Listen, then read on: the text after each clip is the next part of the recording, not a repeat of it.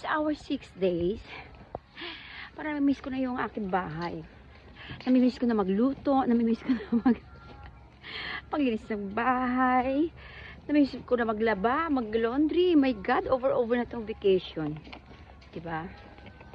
So, hello. Hi. So, ito. Pupunta na naman kami sa pwesto. 6 days namin to. Ay, actually, yes. 6 day or 7 day. Anyway. Ayun, papagod na ako. So, of course, dala-dala ko yung bayong ko. Yung bayong ni Tita Duff na binigay sa amin. It's nice kasi very useful. You can put everything. Ayan, oh. Kahit binabalibag lang yan dyan, nandyan. Maganda siya actually.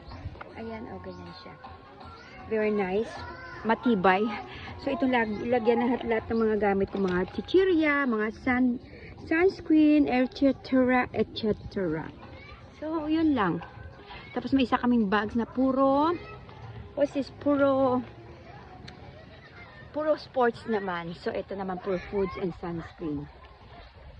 So, ito, balik sa pwesto. Super init. Ayan. Mga anak ko, after kain, andun na naman sila. Parang nagsawa na ata sa bakasyon. 6 days.